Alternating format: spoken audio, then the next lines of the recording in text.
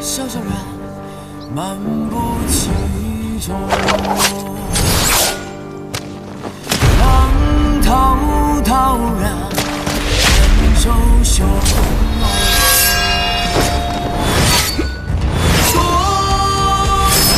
海风起涌，西苍茫往下一步。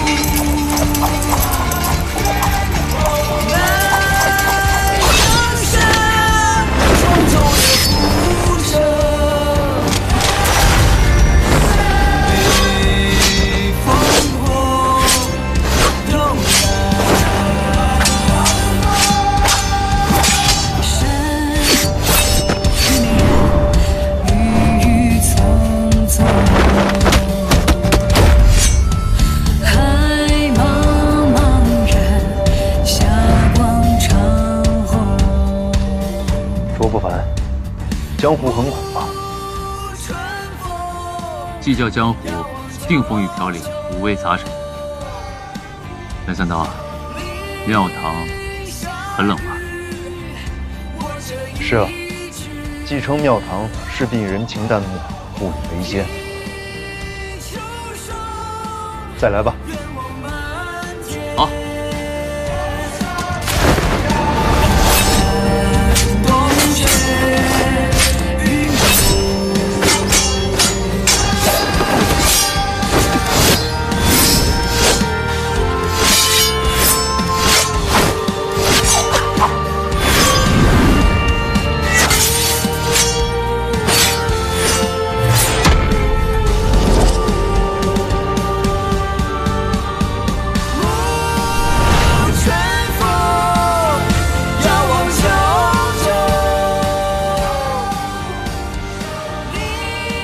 诸行无常，过去有的，现在起了变异；现在有的，未来终将会换来。我的每一招变化，都在你的变化之内，逃不出也躲不掉。我再怎么攻都是徒劳。三法一剑，领教。你赢不了我，我也赢不了你。让我占个便宜，我们俩打成平手，如何？好。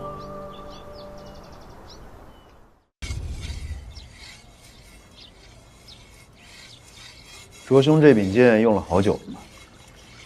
是很久了。我不喜欢剑盾，所以每次跟人打完都得磨。磨的时间久了，就越来越薄，越来越轻。换做常人，怕是觉得不压手吧。这寻常有点名的剑客，无不意要寻一把名气。卓兄不同凡响，谁曾想到这就是天下第一剑？名气有什么用？有名的不应该是用剑的人吗？伽罗说的对，我认为什么剑都能用，才能被称之为剑客。什么天下第一剑，无吹大气。卓兄这天下第一剑的名头，我还是佩服的。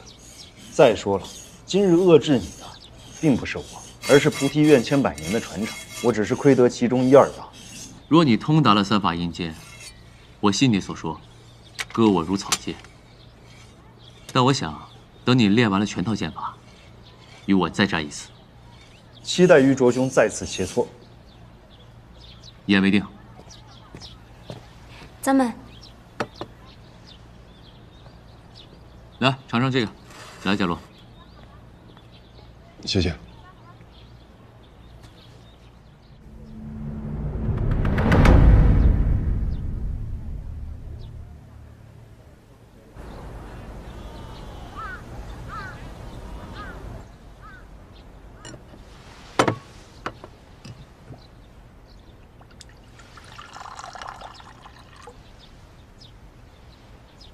这画条线什么意思啊？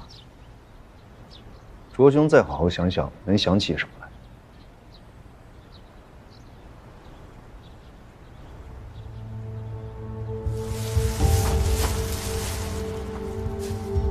你想走便走，不想走就不要过这道线。过线就废你修为。浮屠寺，正是。你就画这么一条线，你觉得般若传人会明白你想说什么吗43年前，内务府的头等侍卫栾毅追击一个叫无双宝的香花僧，结果反被无双宝囚禁在浮屠寺。无双宝还在浮屠寺留下了一条线，从此将栾毅留在了浮屠寺里。从此，渡阿。无双宝是般若传人，是，但渡阿不可能是般若传人。他当然不是，但栾毅也好，浮屠寺的小方丈也好，都会般若堂的功夫，我领教，卓兄也领教。那当然了，当时我可是被他打得全无还手之力。那招从虚空中空手直空命名的功夫，叫安禅智容。这是无双宝留在浮屠寺的功夫，他留下来，还有这条线。所以般若传人看到这条线，就明白我们所指的地点是浮屠寺。那你是想，等我们出去之后就立刻散去，避开追踪之后再到浮屠寺会合？我就是这个意思。此事只有我们3人知晓，万不可告诉属下任何人。此时此刻，我谁也不信。你那个女人也不能知道。好。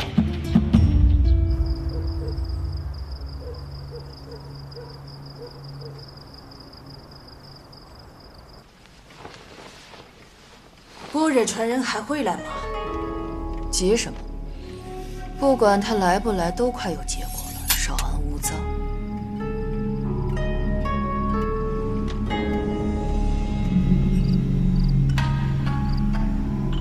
都已经这个点儿了，那就是不会来。应该是不会来。秦一信芳还在吗？一直都在。好，他们动起手来，什么都不用管。明白。就算青衣信风被打死，也不用管。是。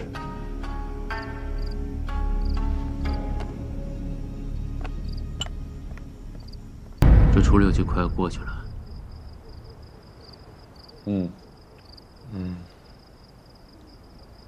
你说，我们是等到初7一到就走，还是说再继续演会儿啊？咱们都已经演了这么长时间的戏了，其实天黑那会儿我们就可以散了吧？这样，卓兄一会儿拍案而起，愤然离去。然后，假如你跟我假装吵几句，各自头也不回的离开。可以。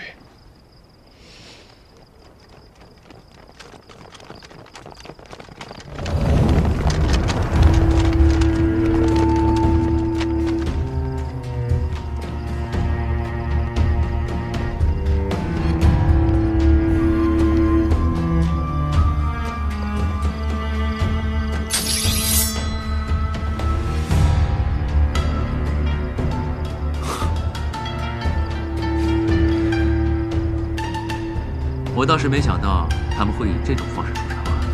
我也没想到，不过这些人看起来好像也不够打。前几天刚被我扇了一巴掌，这就忘了疼了。你怎么还打女人呢？我倒没觉得他们是人。也是。一起吧。当然，怎么能少得了我？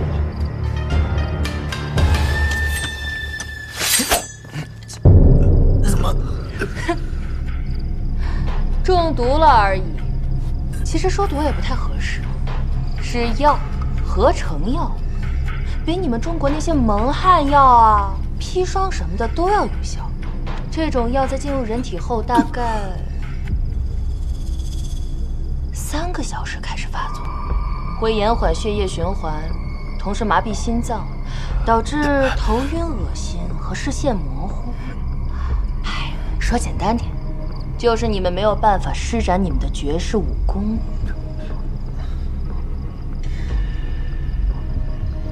饭菜我们都检查过，你是怎么下的毒？啊？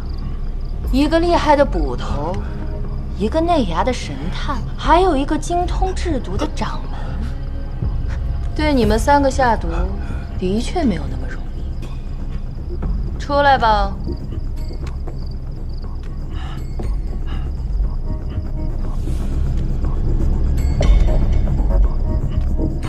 戴斯。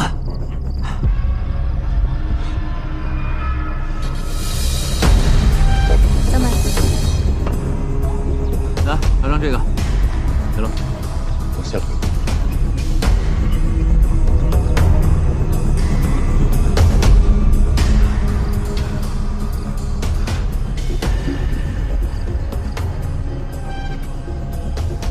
反正般若传人没有来，密藏也打不开，这些封印你们留着也没有什么意义，把封印留下吧。只怕我们把封印交给你，你也不会放我们活着出去吧？哼，还真的瞒不了你。那就不多废话了，都杀了吧。还。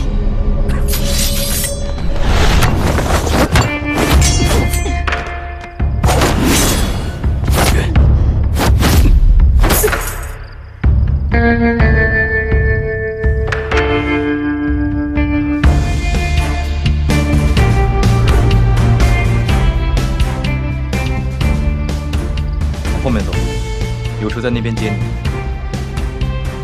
林老板，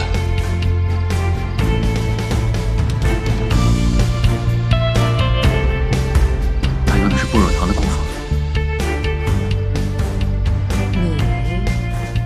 你一个人来得了我们？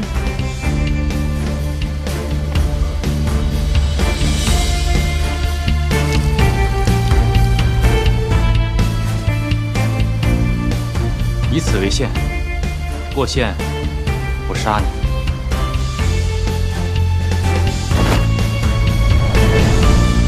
还不快走！他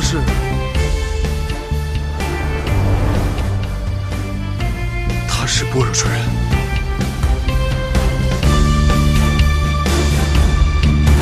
走，快走，走！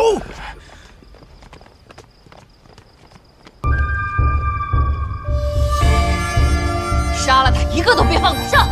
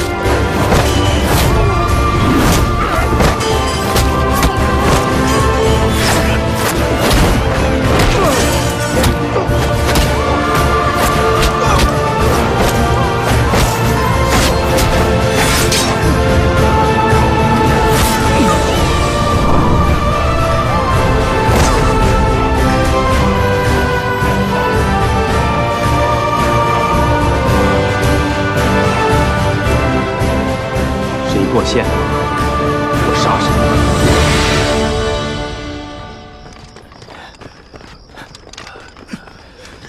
走，快！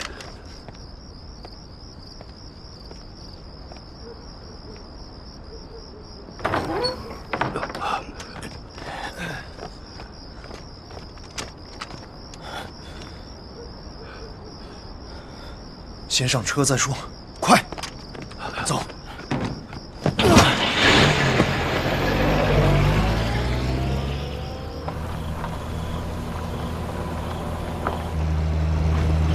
他不是同盟会的乱党吗？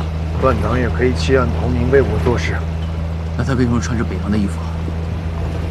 因为北洋也要干掉我们，只有穿着北洋的衣服，开着北洋的车，才能逃出去。你是不是早就知道林老板他是波若传人了？比你们早，但早不了多少。所以今天一整天你都在演戏。我带着你们演了一天，还被人算计，这要是没演，恐怕早就死了。你是怎么知道林老板的身份的？猜的，猜对了而已。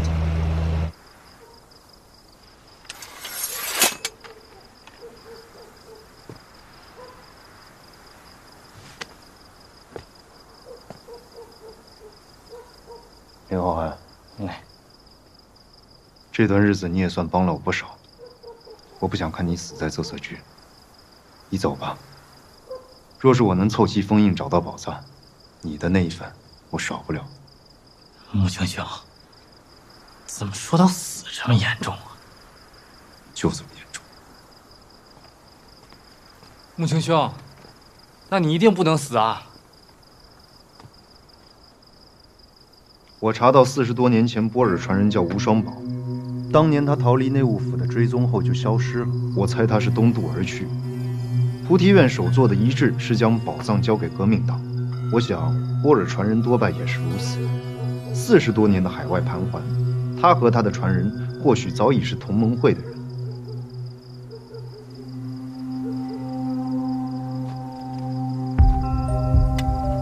我就是菩提传人。在浮屠寺，我继承菩提传承，我已立志遵循师命。只要我得到宝藏，我就会将其交给同盟会，交给能改天换地的革命者。也就是说，若是波尔传人在此，他将是会和我能并肩浴血的战友。30年之约，他会和我一起竭尽全力夺取所有封印。若你是波尔传人，你就能活。若你不是，我只能杀了你。那都这么说了，我肯定是啊，没错，我就是般若传人。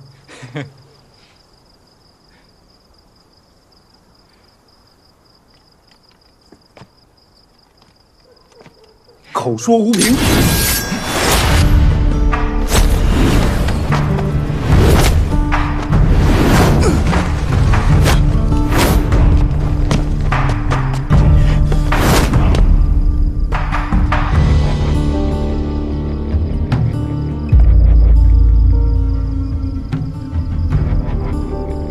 没错，般若传承我领教，安禅智了。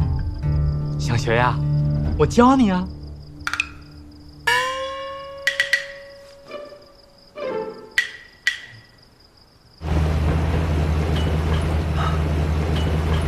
你要去浮屠寺？是。王星兄，停车吧，我必须要回去找我师娘。卓兄。你听我的。如今，戴斯已经投靠日本人，门内之人恐有危险。我身为掌门，必须要回去。我明夜会在副祖寺与你们会合，这个你拿着。我如果明夜到不了，戒律封印就归你了。卓兄不怕我拿了封印一走了之？入山从此不虚身，君子庭中人不寻。洪星兄，你是君子。你我已经说好了合作，你就不会背弃情谊。停车吧。东沧海，风起云涌。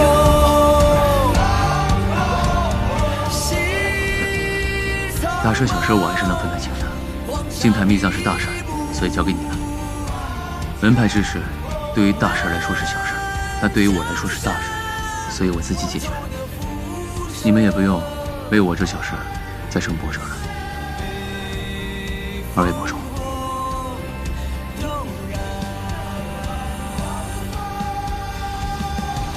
罗掌门，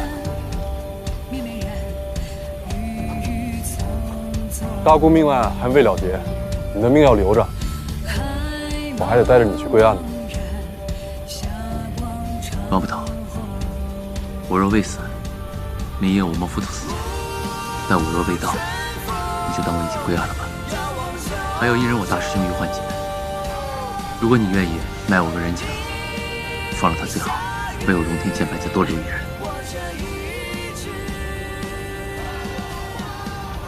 走了。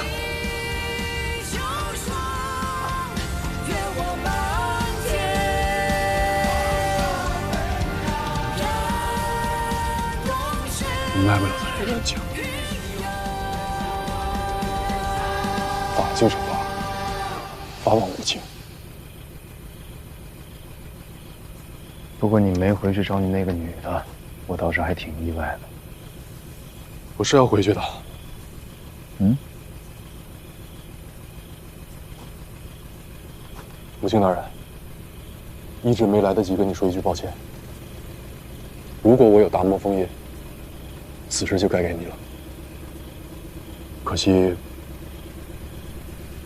我从来都没有见过。你说什么啊？你没有封印，你师父没把封印给你。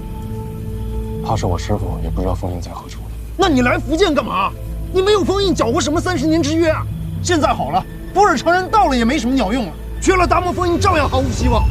你从一开始希望渺茫，毫无线索，到现在已经手握2处封印，并且。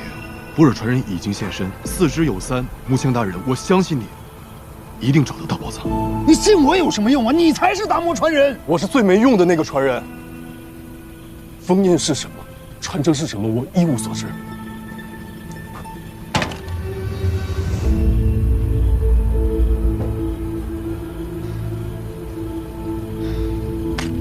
木青大人，请恕在下无能。追寻封印的事情。 只能由你一个人完成。就算是我再没用，我明晚也会到福都寺的。卓不凡的封印已经在你手上，对于朝廷来说已有交代。大姑血案我还是要了结的。王继宝，王继宝，你要是在京城的时候就跟我说没有封印，我们俩一起去查也好过现在一点时间都没有吧？请大人恕罪，在京城的时候我确实骗了你，在下。 实属无奈。现在事已至此，还请大人息怒。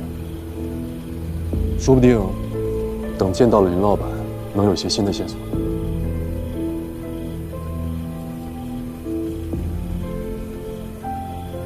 木青大人，告辞。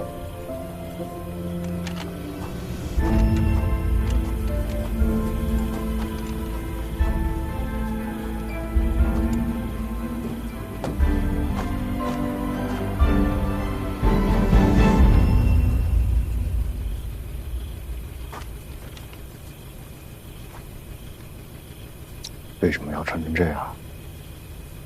你刚才跟他们解释的不是挺好的吗？我让你们回去，哪想到你们又回来了。我们从来不会不管自己的同志。如果我没来，你们说不定已经被日本人灭了。林浩瀚不会有事吧？他可是般若传人，秦一信封那些乌合之众，不在他的话下。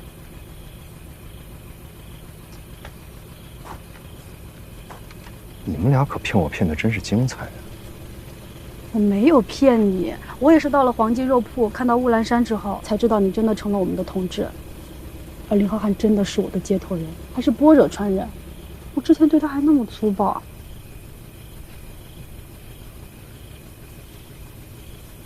乌兰山在哪？他在等我们，林浩瀚也会去那里跟我们会合。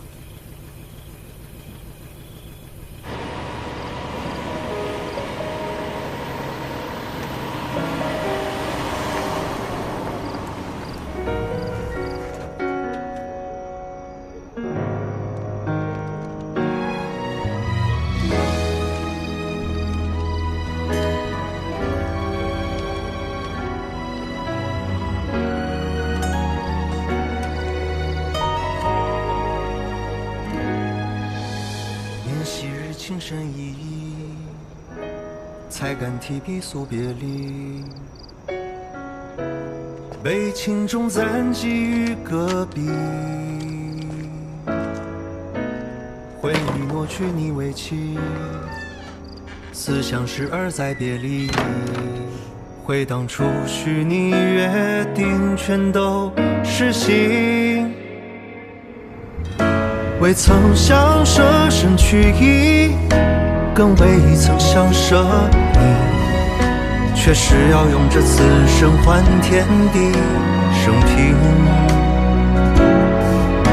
我绝非两情博弈，奈何不能为继。珍藏你与我，仍不忘改天换地。要只身以我所欲难圆，以我所欲难圆。此生无怨无悔见轩辕。要知此爱此情难相守，荼蘼花开上枝头。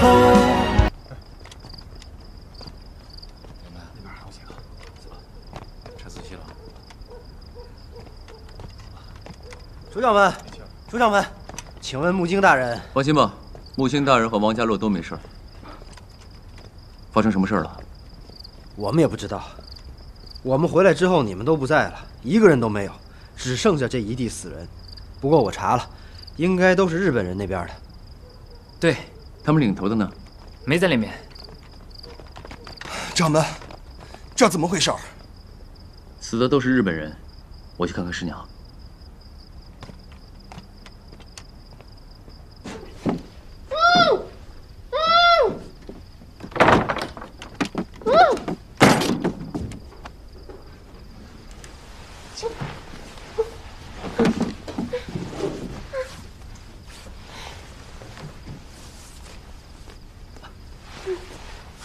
没事吧？我没事。是成了吗？过了7夜就能成。那就好。这个贱人，没想到是个细作，趁我不备偷袭我。他是被日本人收买了，背叛了师门。我没事，不烦，事情肯定能成。过了明晚就会有分晓。师兄弟他们已经回来了，你在这继续等我。你要去哪里？不烦，钟将军要见你。钟将军，王爷女婿，北洋的将军。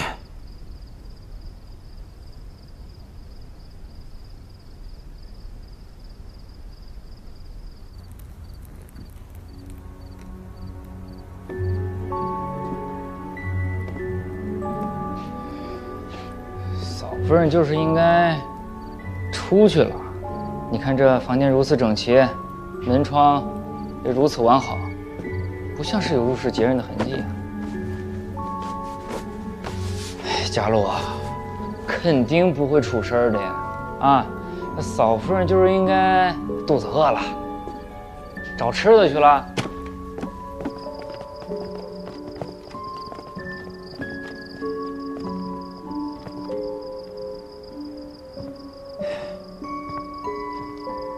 佳璐，你放心吧，清理尸体的时候我都仔细检查过了，绝对没有嫂夫人。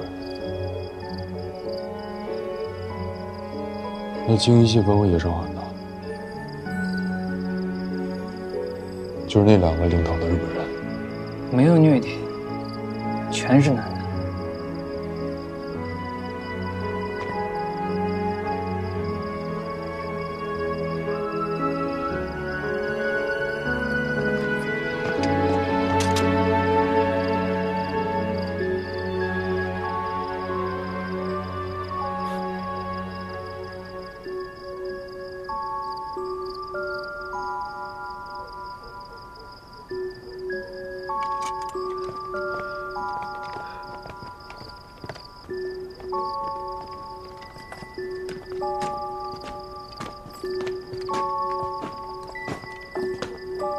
佳璐啊，你回去等我，我没事。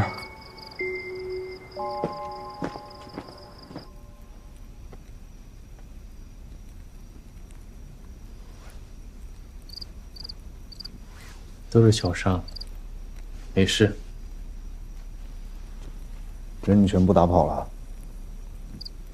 我是算着你们差不多该安全了以后，我就跑了。几十个人呢，我哪有那本事把他们都打跑？我不是说了吗？让你们到副都司去等我。幸好没听你的，不然等什么？等着给你们收尸啊！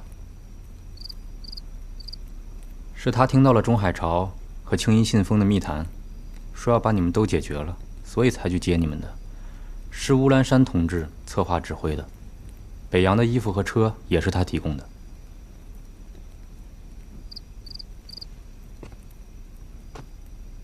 你别这么看着我啊，搞得像是要审我一样。我已经亮出身份了，真打，你不一定能赢我。你们知道了，我已经不是寻常的朝廷鹰犬。那是，那都是一伙儿的，你是不是该让我明白明白？明白，你有什么不明白的你就问。还有，别说什么一伙的，咱们现在应该叫同志。吴双宝是你师傅还是你师爷？师傅，他老人家现在在东南亚，每天晒太阳盘珠子，身体很好。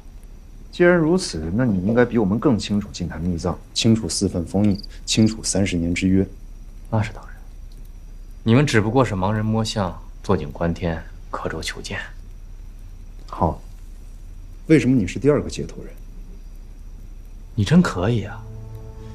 你这个问题问得很有水平，你这一个问题，我得说好多好多才能跟你回答清楚。我想想从哪说啊？如果我没猜错的话，当初谭仙在饭店收到字条，并且1点钟响起的那个电话，你是谁？电话那头的人就是你。随后，你为了封印的安全，就开始上演诸多巧合，一路与我们同行，并屡屡在关键时刻提供线索。包括在去福建的火车上，车顶偷听的人也是你。可我想不明白的是，你在海外，吴双宝在海外，谭鑫和他的父亲也在海外，30多年你们不可能不知道彼此。如果谭鑫想要将秘密交给同盟会，他可以直接在海外交给你。就算这个密藏在福建，你们也可以凑齐东西以后再回福建悄悄地找，犯得着舍近求远跑去上海接头吗？好，就算你们要在上海接头，你一个般若传人去，合情合理。为什么又从日本找了9个不怎么懂功夫的同盟会，跑到大沽去上岸？这又是个什么操作？直接坐船去上海不好吗？要知道这种事情，少1分节点就多1分安全。还有他，谭仙需要人保护，为什么要找这么一个对禁坛密藏全无了解的？他是有多厉害？他赢得过你吗？赢得过我吗？他不厉害吗？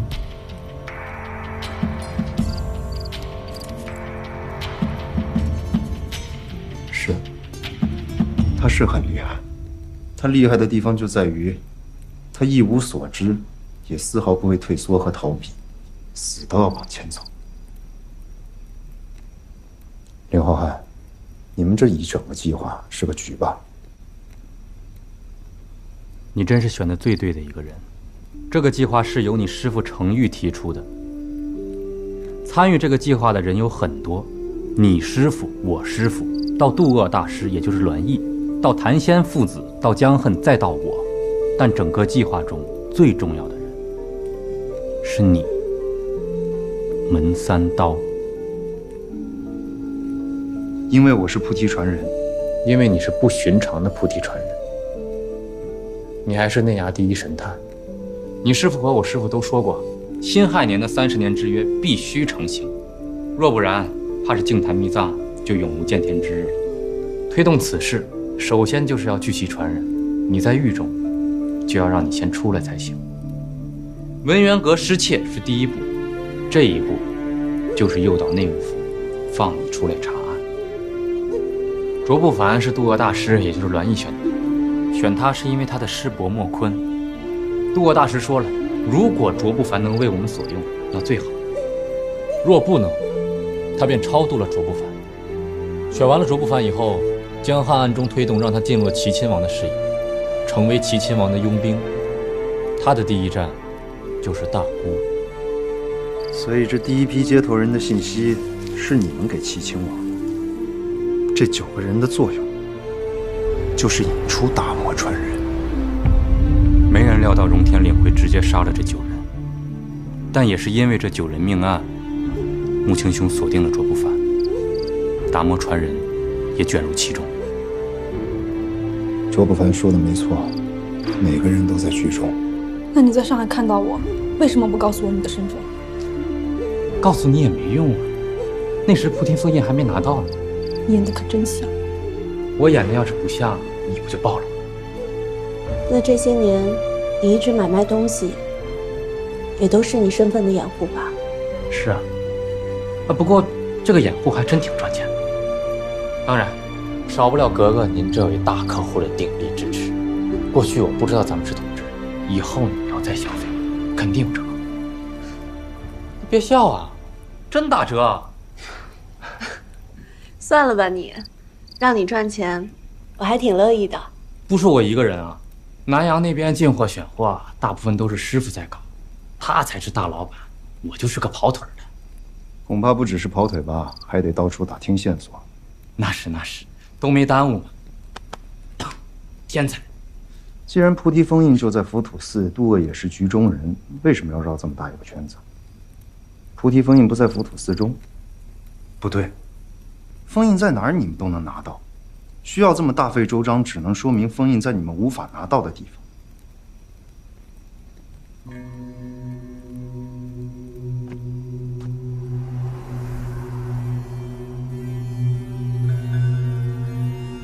封印在我身上，净坛密藏的封印就是我的纹身。你在浮屠寺得到的秘密就是这个吧？净坛密藏封印就是南少林各首座传人纹身。所以，即便在浮屠寺，柳英得到秘密以后，你也没有现身，你是在等4份封印一起出现。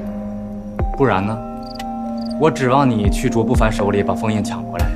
可是王地宝没有封印，般若封印也是纹身，那王地宝，这就是整个计划里面最不确定的事情。因为王地宝的师傅已经疯癫多年，谁也不确定他究竟有没有得到传承。那个林安静是你们的人？不是，应该是日本那边的，不过不重要。王地宝自己都什么都不知道。那个女人跟着他，也捞不到什么有用的东西。糟了，王地宝回啧啧居找林安静对峙。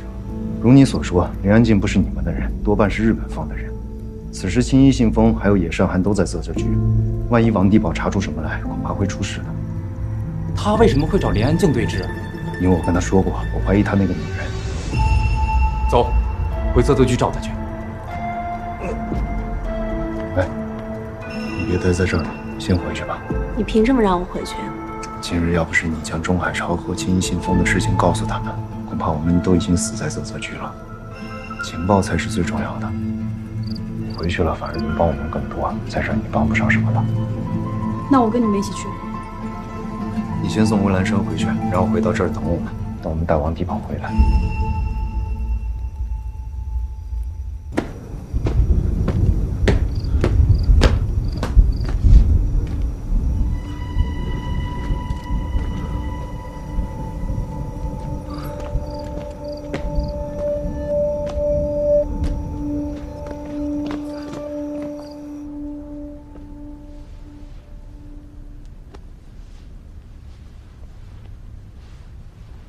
今夜之前，王地宝绝对不知道林浩瀚是般若传人，而且功夫还那么高。当时你也在啧啧居，怎么不敢出去跟他交手？我跟你说过了，我不懂功夫，我的价值也不在功夫上，而且我的价值远高于你。你在下面送死，我不会去陪你。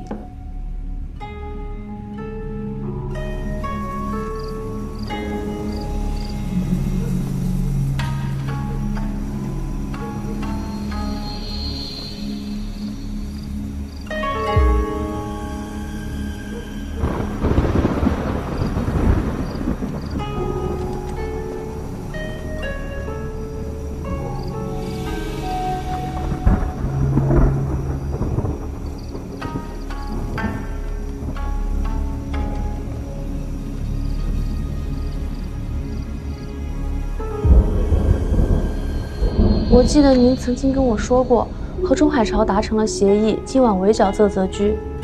怎么没有见到北洋的兵？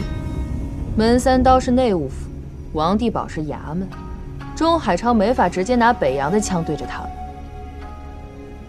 能让我们毫无阻碍的去杀人，已经是他在遵照约定的。如果他知道般若传人会来，会不会改变？一定会。和钟海潮的合作本就是脆弱的，他如果知道般若传人出现，恐怕会倾巢出动来抢夺。他现在还不知道，所以时间宝贵。你回去，继续待在王地堡身边。至少到目前为止，他还是我们最有价值的一张牌。他没有封印，但是别人并不知道他没有封印。所以，他还是重要的人。而且，林浩瀚说不定知道如何得到封印，毕竟他才是一个真正的传人。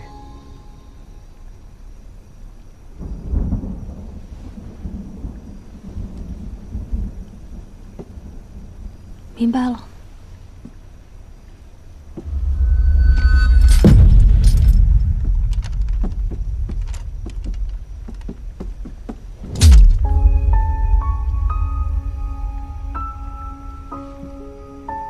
跟你以前那么多男人比起来，王地堡在里面算好的吗？我知道你是情报组的头牌，你的过去太精彩，青楼的头牌也不如你有那么多恩客吧。我是不如你有价值，远远不如。我想，也没有几个人能像你这样，跟什么样的男人都能谈情说爱，都能翻云覆雨吧。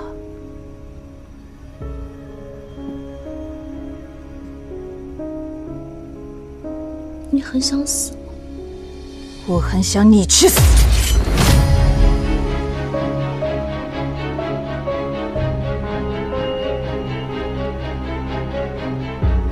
为什么你就不信我说的话呢？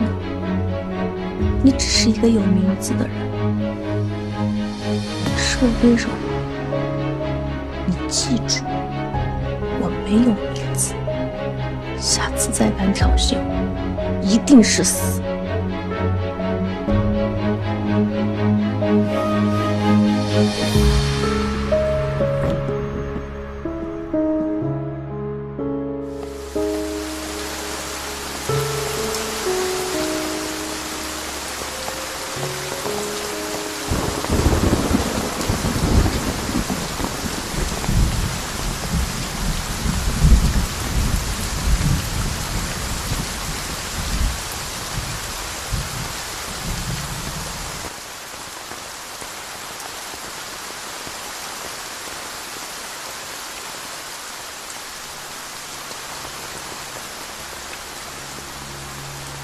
穆青大人说你有问题，我不信。我跟他说我查过了，他说我查的肯定不对。我就是想告诉他，我查的没错。我信你，你一定没问题。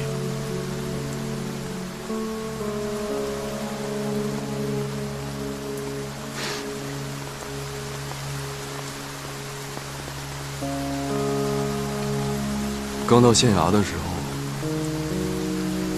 带我的捕头曾经跟我说过，要是我对什么事儿起了疑心，多半是真如所料。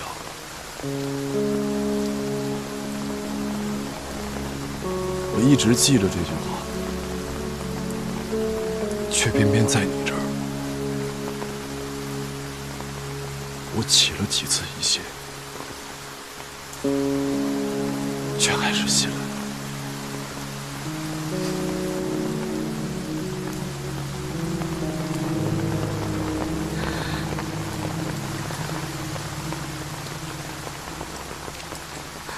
我早该想想，为什么我一个穷捕快，没钱，又没权。你一个留洋回来的女子，怎么会看上我？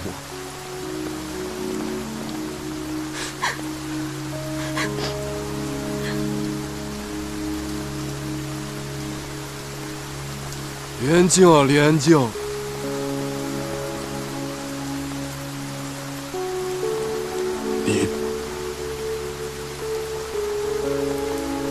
你真的是和什么样的男人都可以谈情说爱？佳洛，你和别人不一样。我对你有用。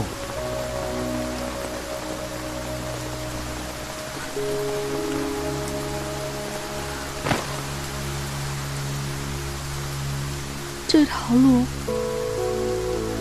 是我自己选的，现在我已经没得选了。我骗你是真的，跟着你套情报是真的，可是我喜欢你，心甘情愿嫁给你也是真的。佳洛，你带我走好吗？你带我回大姑。我愿意离开现在的我，只要是能跟你在一起，去哪里，过什么日子我都愿意。你叫什么名字？你是不是李安静？佳洛，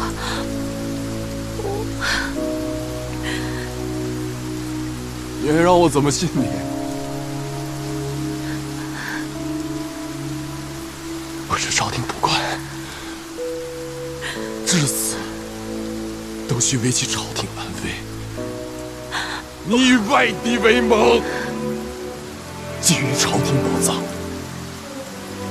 窃取机密，损我大清，罪无可赦，罪无可赦！以大清律例，当真杀！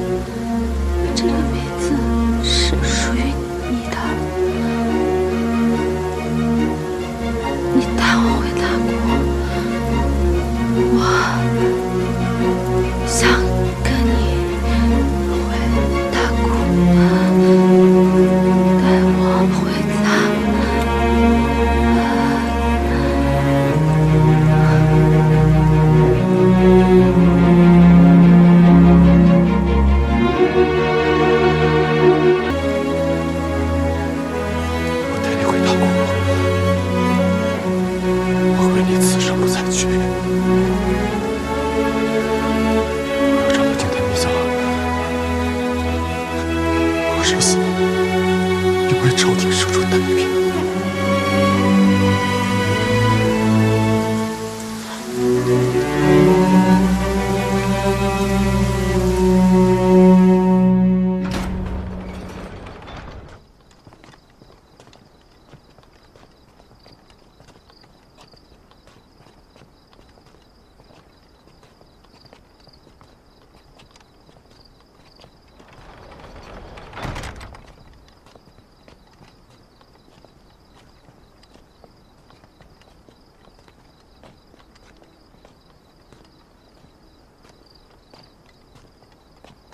见过钟将军。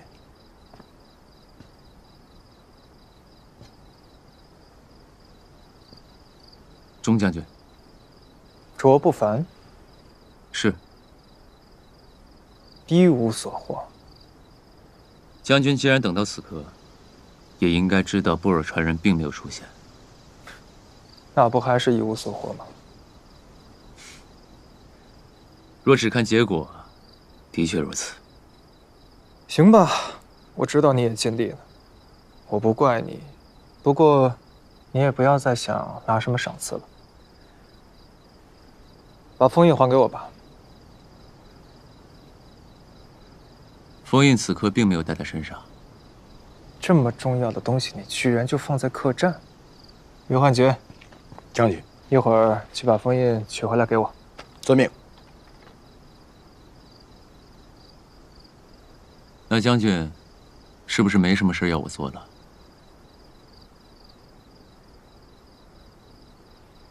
你过来，我跟你说句话。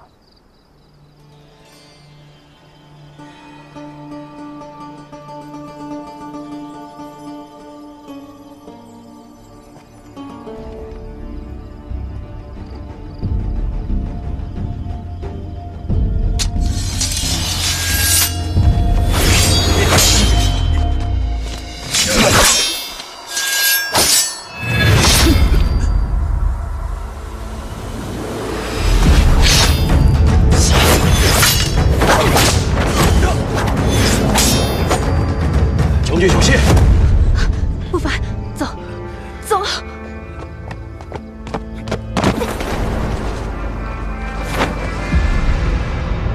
将军放心，我定将卓不凡除掉。给我追！记得把封印给我拿回来。放开我！放开我！掌门呢？你们把掌门怎么了？松手！掌门，老子就是掌门。跟着卓不凡有什么好的？吃不好住不好，穷的跟个要饭的一样。他武功再高又怎么样？能让你过好日子吗？跟我可以过好日子，而且其他弟子都已经做出了选择。于花姐，你把掌门怎么了？我让你就知道跟卓不凡叫掌门。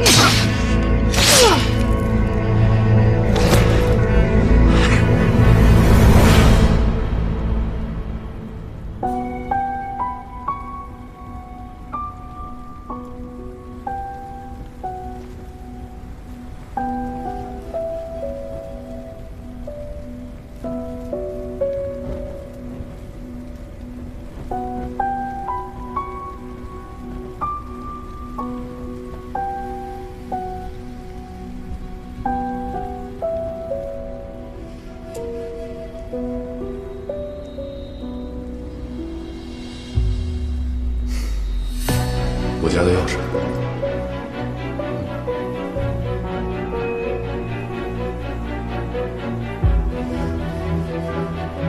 待我将卓不凡缉拿归案，为朝廷保住靖难密藏之后，咱们就回来，在这儿好好过日子。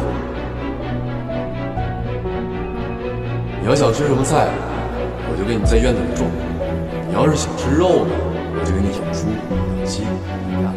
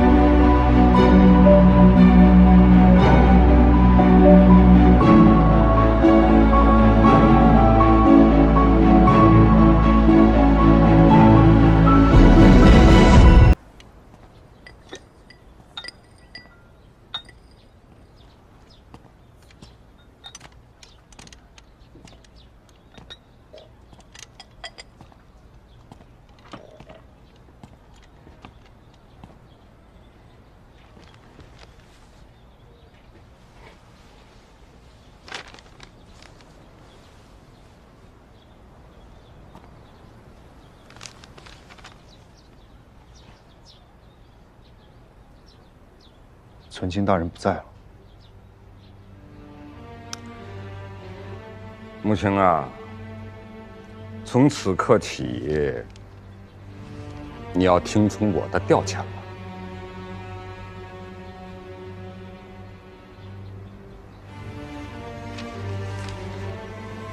此行出发前，存亲大人曾给我下过一道死令，在我完成任务回京之前，任何命令都是无效的，无论存亲大人生死。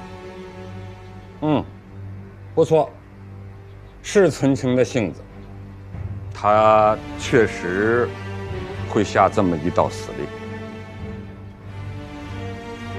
可是母亲啊，现在你要是还听从他的指令，一切将毫无意义。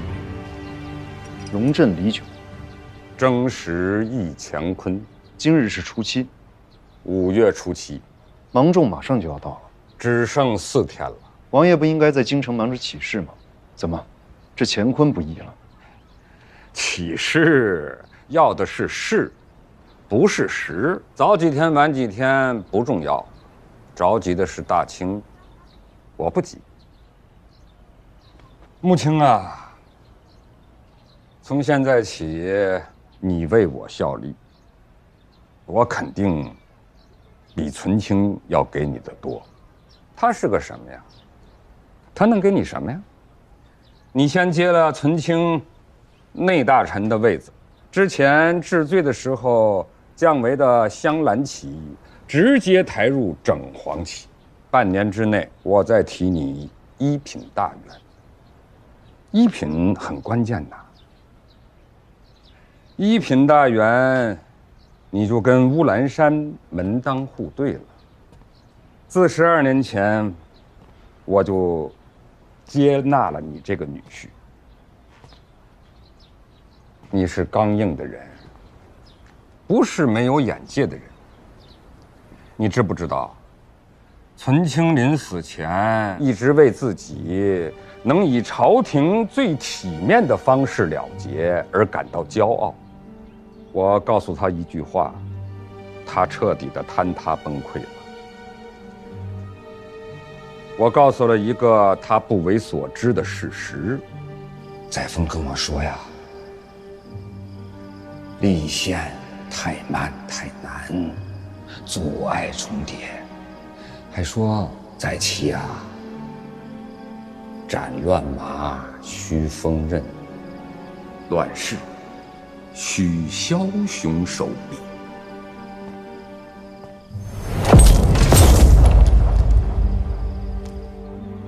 我政变之事，其实载沣一直知道，他从没有阻挡我，甚至在暗中推动我，因为他很清楚，这才是带大清走上强国之路的，虽然野蛮，但是最快的方式。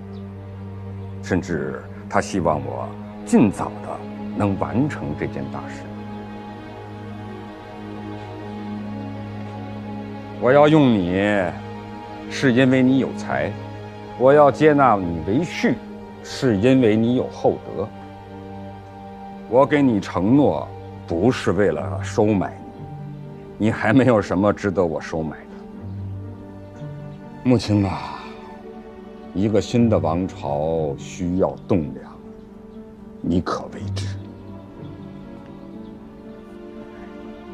你好好想一想。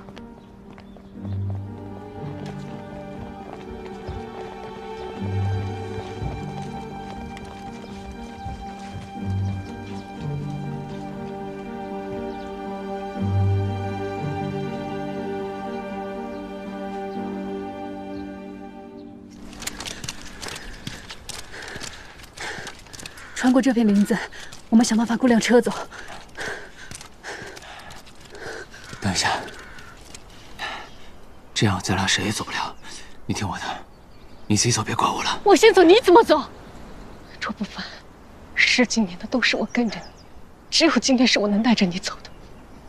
我只要还有一口气，我就会陪着你。我们一起走，没什么可怕的。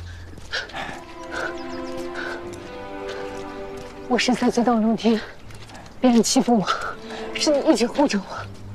后来我长大了，又有师兄想占我便宜，是你把他们都打走了。那时我就认定，这辈子我都要跟着你。但是你师父让我给他冲洗，我就想着，只要你说带我走，我就跟你走。但这是你师父，你没有办法。后来你师父死了，我带着这个面纱当你的师娘。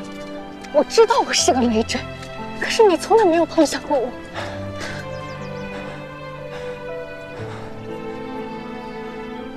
霍锦，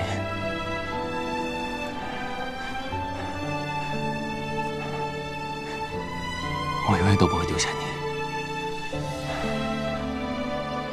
从今天开始，我们浪迹天涯。